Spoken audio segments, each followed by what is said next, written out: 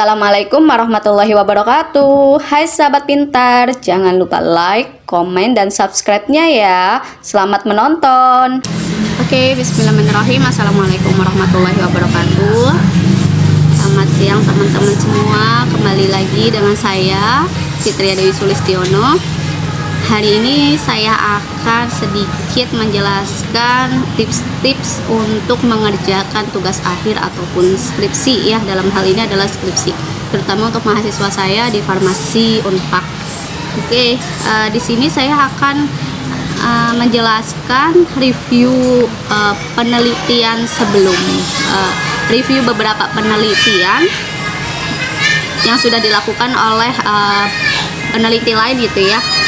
Jadi di sini teman-teman sebelum melakukan penulisan skripsi gitu ya atau usulan penelitian, diharapkan teman-teman di sini sudah punya review penelitian sebelumnya gitu ya. Karena apa? Karena dengan review ini kalian bisa mempermudah nanti dan menghindari plagiasi. Artinya menghindari plagiasi dalam hal metode ataupun dalam hal parameter gitu ya. Nah, di sini ada 10 jurnal yang sudah kita cari gitu ya, berdasarkan tema penelitian yang ada. Jadi di sini ada mahasiswa saya, dia ingin mengkaji, dia membuat formula terkait emulgel gitu ya, sediaan emulsi, kemudian berbahan dasar dari Simplicia daun pepaya. Nah, di sini dia sudah membuat review gitu ya, review terkait daun pepaya, ekstrak daun pepaya ini sejauh mana sih sudah diteliti, sehingga apakah ada atau sudah ada penelitian mengenai sediaan emulgel ini. Nah, biasanya untuk referensi itu berkisar 10 tahun ke belakang. Jadi kalau hari ini 2022, teman-teman diharapkan mencarinya tidak lebih dari atau tidak kurang dari tahun 2012. Jadi 10 tahun terakhir. Nah, di sini ada 7 jurnal yang berkaitan dengan daun pepaya, ekstrak daun pepaya gitu ya. Yang pertama, jadi di sini teman-teman membuat review saat membaca jurnal itu sebenarnya tidak usah membaca secara keseluruhan, yang penting tahu intinya.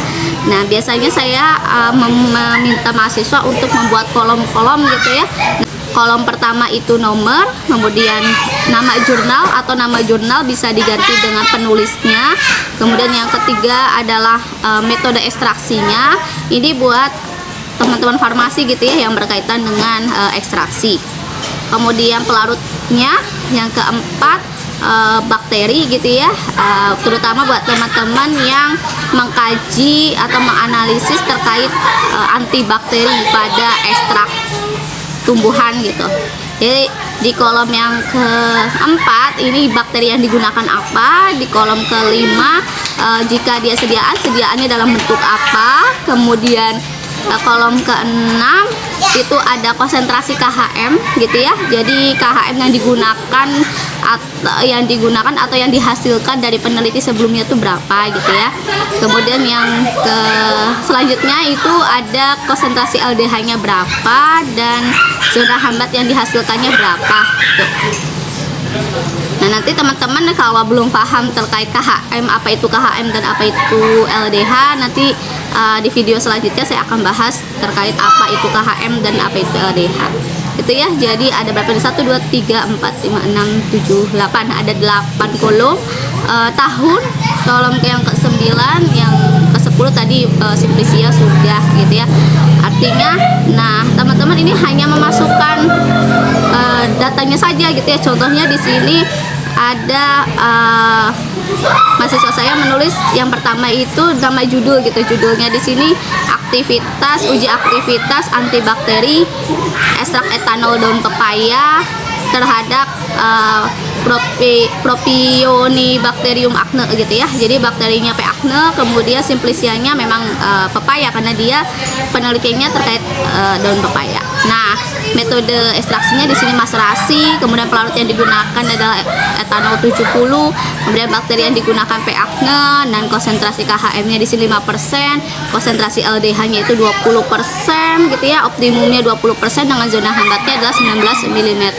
Ini tahun 2015, jadi masih relevan ya dengan sekarang gitu ya. Itu kemudian itu yang jurnal pertama. Jurnal kedua dia mereview dari judulnya formulasi sediaan gel ekstrak etanol daun pepaya antibakteri pada P. acne. Artinya teman-teman kalau nama judulnya sih kalau menurut saya nggak usah, jadi ini judulnya bisa diganti dengan jenis sediaannya saja atau diganti nama penulis gitu ya.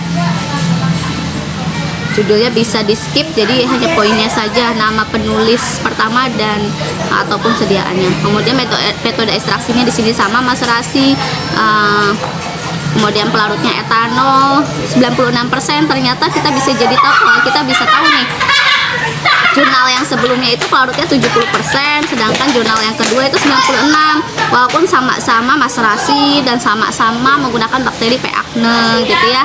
Simplisnya jelas sama ya, ini pakai daun pepaya. Kemudian KHM-nya ternyata di sini kalau jurnal kedua dia 0,5. Oh sorry, karena ini sediaan, jadi dia menggunakan sediaannya itu konsentrasinya 2,5% gitu ya, berbagai konsentrasi dari 22,5% begitu. Dan ini jurnalnya tahun 2021. Jadi itu contohnya teman-teman, nanti bisa dilihat di atas gitu ya, bentuk tabelnya gitu ya, kolom-kolomnya seperti apa. Dan ini bisa, tadi saya singgung, ini bisa bermanfaat untuk pada saat teman-teman seminar proposal, jadi sebagai bahan tambahan gitu ya, atau referensi. Jadi kalau ditanya sama dosen penguji udah bisa jawab nih.